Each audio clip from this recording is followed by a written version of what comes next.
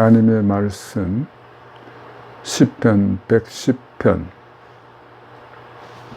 1절에서 3절. 시편 110편 1절에서 3절까지 봉독하겠습니다. 여호와께서 내 주에게 말씀하시기를 내가 내 원수들로 내 발판이 되게 하기까지 너는 내 오른쪽에 앉아 있으라 하셨도다. 여호와께서 시온에서부터 주의 권능의 규를 내 보내시리니 주는 원수들 중에서 다스리소서.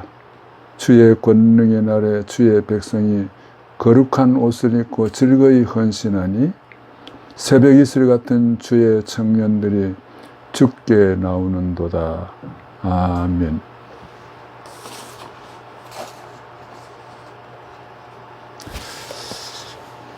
제가 신학교를 들어가기 이전에 제가 어렸을 때 신앙 지도를 받았던 고향의 전도사님께 편지를 보냈습니다. 제가 앞으로 신학교에 입학해서 목사 되기로 결심했습니다. 그러니까 그 전도사님이 저에게 답장을 보냈어요. 답장을 보냈는데 그 편지 답장의 내용이 시편 110편, 오늘 우리가 읽은 시편 110편 1절부터 3절을 성경 말씀을 적고 주의 백성의 헌신이라는 제목으로 설교를 써 보냈습니다. 그래서 젊었을 때 이렇게 헌신하라 한편의 긴 설교를 저에게 보내주셨어요. 우리가 헌신한다는 것은 참으로 아름다운 일입니다. 하나님 앞에. 아마 성경에서 제가 생각하기로는 가장 아름다운 헌신의 글로서는 구약 선지자가 미가서 6장 6절에서 8절에 나와 있는 말씀이라고 생각합니다. 미가는 거기서 이렇게 말했습니다. 내가 무엇을 가지고 그 앞에 여호와 앞에 나가며 높으신 하나님께 경배할까? 내가 번제물 1년 된 송아지를 가지고 그 앞에 나아갈까? 여호와께서 천천의 수양이나 만만의 강수 같은 기름을 기뻐하실까? 내 의무를 위하여 내 맏아들을 내 영혼의 죄로 말미암아 내 몸에 열매를 드릴까? 이 헌신의 스케일이 굉장합니다. 하나님 앞에 무엇을 드릴까? 내가 수천 마리의 양을 드릴까? 한 마리가 아닙니다. 수천 마리. 또 하나님 앞에 만만의 강수 같은 기름을 드릴까? 만만의 강수, 영어로는 리버인데 만만의 수만 개나 되는 그 강물을 하나님 앞에 기름으로 드릴까? 이 굉장한 스케일이잖아요. 우리가 한강만 하더라도 한강만한 그 분량에 가지고 기름을 하나님 앞에 드린다는 것도 이건 막대한데 수천 개의 한강물과 같은 기름을 기뻐하실까? 스케일이 참 대단합니다.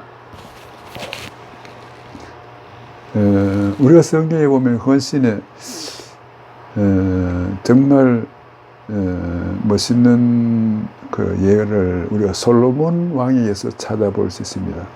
솔로몬 왕은 하룻밤에 1000번의 감사 예물을 드렸어요. 어떤 신실한 목사님은 1년을 이렇게 계산하고 매주 감사한금을 드렸습니다. 훌륭하지요. 근데 그 목사님의 감사는 1년 52번 감사한금을 드렸습니다. 근데 솔로몬은 스케일이 틀려요. 하룻밤에 감상음을 수천 번이나 1000번이나 드린 겁니다. 하나님이 감동하시고 감동을 받으시고 하나님이 그날 밤에 솔로몬에게 이렇게 말했습니다. 솔로몬아, 내가 네게 무엇을 줄까 말하라 그랬습니다. 하나님이 솔로몬에게 백지 수표를 위임했습니다. 내가 네게 무엇을 줄까 말하라. 그래서 솔로몬이 하나님 주의 종에게 지혜를 주옵소서. 그러니까 하나님이 좋다. 내가 네게 지혜를 주고 내가 구하지 아니하는 부귀와 장수와 명예까지 다 주겠다. 그러니까 헌신을 아름답게 하면 하나님도 큰 복을 주신다는 교훈을 줍니다. 다윗이 어떤 날 이렇게 고백을 합니다. 내가 하나님의 성전을 한번 지어보겠습니다. 그것도 헌신이죠. 그러니까 하나님이 답장이 왔어요. 네가 내 집을 위하느냐? 좋다. 나도 한번 내 집을 위해서 한번 일으켜 세우겠다. 그랬어요. 그래, 좋은 헌신하면은 하나님이 정말 축복으로 응답하십니다. 이 시편 110편 우리가 읽은 이 말씀도 다윗이 지은 시편이거든요. 다윗은 젊은 날에 이런 신앙을 가지고 하나님 앞에 헌신하고 드리기를 소원했습니다. 오늘 우리가 특별히 3절 말씀을 생각해 보려고 합니다. 다윗의 헌신. 첫째로는 거룩한 옷을 입고 그랬습니다. 거룩한 옷을 입고 여기 3절에 보니까 주의 권능의 날에 주의 백성이 거룩한 옷을 입고 즐거이 헌신하니 그랬습니다. 거룩한 생활을 하면서 주님을 섬기라는 거죠. 거룩이라는 말은 히브리어로는 구별된다 하는 뜻입니다. 구별되게 헌신하라 하는 말. 어떻게 구별된 헌신을 합니까? 죄와 구별된 시편 1편에 있는 말씀처럼 악인의 꾀를 쫓지 아니하며 죄인의 길에 서지 아니하며 오만한 자의 자리에 앉지 아니하고 구별된 그런 생활을 하라는 거죠. 예수님도 산상설교에 보면은 마음이 청결한다는 복이 있나니 저희가 하나님을 볼 것이며 마음 정결한 그 속에서 신령한 빛이 오니 우리가 정결하고 거룩하면 하나님을 봅니다. 그래서 박윤선 박사님은 그의 주석에서 이런 말을 했어요. 사람은 우리 신자들은 행복하기를 하나님께 구하는 것보다도 거룩하게 되기를 힘써야 된다. 그랬어요. 그 다음에 두 번째로는 우리가 본문을 다시 한번 보십시다. 주의 권능의 날에 주의 백성이 거룩한 옷을 입고 즐거이 헌신하니 여기 즐겁게 헌신하라는 거예요. 하나님 앞에서 생활할 때 기쁨으로 그렇게 생활하라는 겁니다. 데살로니가전서 5장에도 보면은 항상 기뻐하라, 쉬지 말고 기도하라, 범사에 감사하라. 항상 기뻐하라. 로마서 14장 17절에 보면은 하나님의 나라는 먹는 것과 입는 것이 아니요 성령 안에서 의와 평강과 희락이라. 성령 안에서 의와 평강과 기뻐하는 생활. 제가 유튜브 설교를 이렇게 하는 가운데 제가 유튜브 방송을 내가 들으면서 깜짝 놀란 게 하나 있어요. 그건 뭔가 하면요. 제 스타일이 제 얼굴이 스마일로 이렇게 바뀌어져 있어요. 저는 제 얼굴이 스마일로 나타나는 건 생각을 못 했는데 자세히 보니까 제 얼굴이 스마일이에요. 그렇지 않습니까? 제가 젊은 날에 저는 국민학교 때부터 세계문학 전집을 이렇게 읽으면서 젊은 시절을 보냈습니다. 근데 국민학교 때 제가 가장 감동적으로 그 문학 전집을 보다가 읽은 글이 하나 있어요. 그게 뭔가 하면은 2차 대전의 영웅인 프랑스의 대통령으로 있었던 드골을 이렇게 묘사했는데, 그게 뭔가 하면은 드골은 젊었을 때 웃지 않았다. 그래서 제목을 드골의 그 전기에 보니까 웃지 않는 드골 이렇게 나왔어요. 근데 젊었을 때 그게 상당히 제 마음에 들었어요. 그래서 나도 이제 안 웃으면서 생활해야 되겠다. 어렸을 때 그 영향을 받았습니다. 그래서 안 웃고 그렇게 생활하니까 얼마 후에 제가 교회를 나갔거든요. 중학교 때. 교회를 나가니까 교회 집사님이 저보고 그래요. 우리 교회 부처 한 사람이 등록했다는 거예요. 저보고 부처라 그랬어요. 그래서 교회에서 이런 별명이 제가 부처였습니다. 근데 제가 군에 가서 또 깜짝 놀랐어요. 군에서 제가 이래 있으니까 제 친구가 어느 날 저보고 그래요. 너는 말하는 부처라 그래요. 틀림없이 부처인데 가끔 말을 안 돼요. 그래서 제가 내가 이거 부처가 되었구나. 드골을 생각하다가 내가 말하는 부처가 됐구나. 그런데 목회하면서 어떻게 하다 보니까 그 부처가 이제 스마일로 바뀌어버렸어요. 그러니까 우리 교인들이, 성도들이 평소에 뭘 생각하느냐 얼굴에 나타납니다. 그러니까 같은 것이면은 스마일상으로 나는 이렇게 항상 기뻐하면서 즐겁게 생활하고 있다 하는 이런 삶을 살아갈 수 있기를 바랍니다. 즐겁게, 하나님 앞에 즐겁게 헌신한다. 그 다음 세 번째로 또 본문을 보면은 주의 청년들이 주께 나오는도다 그랬습니다. 청년들. 하나님이 특별히 원하시는 청년들이에요. 청년들. 젊었을 때 주님의 일을 하라는 거예요. 그래서 우리가 성경에 보면요, 청년들이 이렇게 주님의 일을 많이 했습니다. 다윗도요, 이 글을 쓴 다윗도, 형들이 뭐 군에 가고, 다윗은 나이가 적어서 군에를 못 갔잖아요. 이스라엘의 군 소집 명령이 20세입니다. 20대 되면 군에 갑니다. 근데 군에 못 간 걸 보면 다윗은 10대부터 10대 형님을 면회 갔다가 골리앗을 만나가지고 10대에 골리앗을 때려 눕힌 거예요. 10대부터. 우리가 다니엘의 사드락과 메삭과 아벳느고가 나옵니다만은, 제가 최근에 어떤 목사님 설교를 들으니까 다니엘이 바벨론에 끌려가서 거기서 교육받을 때 15살이라는.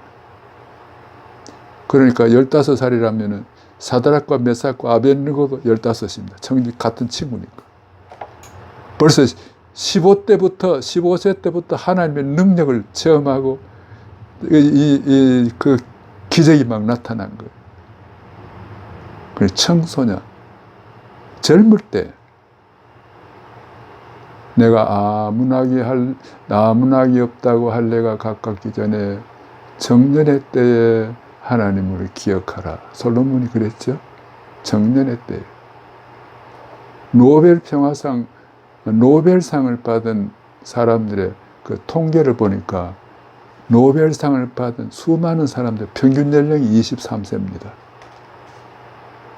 그러니까 가장 머리가 활발하고 힘이 있을 때, 이때 주님을 위해서 일하라는 거예요. 그리고 네 번째로는 새벽 이슬처럼, 새벽 이슬처럼. 새벽 이슬은 두 가지 특징이 있습니다. 하나는 새벽 이슬 낼 때 조용합니다. 그리고 말없이 주님을 섬길 때 새벽 이슬처럼 말없이, 그리고 새벽 시간에 기도하면 더 멋있죠? 새벽 시간에. 그리고 새벽의 특징이 뭔가 하면 이슬이라는 건 생명을 상징합니다. 그 사람이 이렇게 가는 곳에 주님의 생명의 역사가 일어난다는 거예요. 여러분이 있는 가정이나 직장이나 그리고 일터에서 생명의 역사를 일어나는 새벽 이슬처럼. 제가 사막을 여행하면서 지극히 당연하면서도 놀란 게 하나 있어요. 그 뭔가 하면요, 물 있는 곳에 반드시 나무가 있어요. 나무가 어디 딱 보입니다. 그럼 자세히 가보면 거기에 샘물 있고 연못이 있어요. 물 있는 곳에 반드시 나무가 있고, 나무가 있는 곳에 반드시 물이 있습니다. 새벽 이슬. 신자가 가는 곳에 생명의 역사가 일어난다. 한 사람의 생명이 돌아오면은 의인 99보다 하나님이 더 기뻐하신다 그랬어요. 생명의 역사가 일어나는 곳에 하나님이 그렇게 기뻐하시는 거예요. 새벽 이슬처럼. 여러분은 직장에서나 가정에서 새벽 이슬 같은 그런 삶을 살아가고 있습니다. 다른 사람을 시원하게 하고 생명의 역사가 일어나.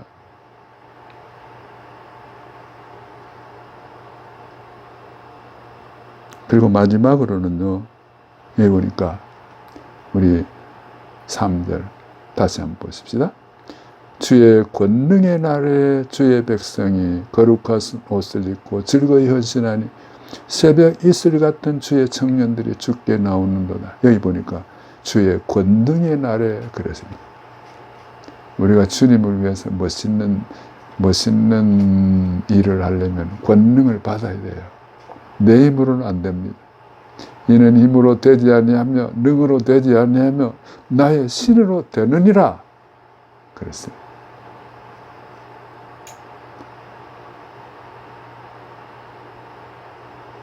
우리가 사도행전에 보면은 주의 제자들이 마가의 다락방에 모여서 기도합니다. 권능을 받았어요. 그래서 사도행전 2장에 보면은 오순절 날에 권능을 받고 전도하니까 하루에 3,000명이 회개하고 돌아왔습니다. 주님도 그렇게 말했어요. 너희가 예루살렘을 떠나지 말고 하늘에서 권능이 비기 전까지 기다리라. 우리가 주님 일을 하려면 내 힘으로는 안 됩니다. 우리가 주님의 능력을 받고 기도해야 됩니다. 이런 면에서요, 우리 신앙은 능력의 생활입니다. 제가 목회하면서 한 50여 년 목회하면서 깨달은 게 하나 있어요. 목회는 낭만이다. 제가 낭만이라는 말을 상당히 좋아합니다. 어떤 날에는요, 주일날 새벽에, 주일날을 잘 준비하기 위해서 토요일날 등산도 안 가고, 배드민턴도 안 치고, 완전히 준비해서 주일날 섭니다. 그럼 제 생각이 그렇죠. 어제 그렇게 준비하면서 기도했으니까 오늘은 큰 은혜가 내릴 것이다 생각합니다. 그런데 웬걸요? 전혀 은혜가 없습니다. 그래서 어떤 날은 화가 나서 미안합니다. 마음에 안 들었어. 토요일 날을 막 어디를 돌아다녔어요. 시장에도 가고 산에도 가고 등산 가고 배드민턴 치고 사람 만나고 아무 준비 없이 주일날 섰는데 이것도 웬일입니까? 그 주일날 은혜가 막 쏟아지는 거예요. 그래서 제가 이런 걸 수없이 경험을 했거든요. 그래서 아, 목표는 내가 하는 것이 아니구나. 그걸 깨달았어. 그래서 어차피 주님이 목표를 하신다면은 내가 즐거운 마음으로, 기쁜 마음으로, 그냥 내가 부족해도, 나는 부족하여도 영접하실 터이니, 내가 부족해도 하나님이 역사하신다. 이게 낭만이잖아요. 그래서 주일날, 토요일날 내가 기도가 부족해도, 아, 하나님 은혜를 주실 것이다. 아주 기쁜 마음으로 설교도 합니다. 하나님의 능력이 있어야 설교도 은혜 있고요. 하나님의 능력이 있어야 우리 생활에요, 역사가 납니다. 변화가 있네. 그래서 권능의 날에, 지금 우리 시대가 코로나로 인해서 여러 가지 병들고 마음은 찌들고 어렵고 힘듭니다. 그러나요, 주님이 권능을 주시는 주님입니다.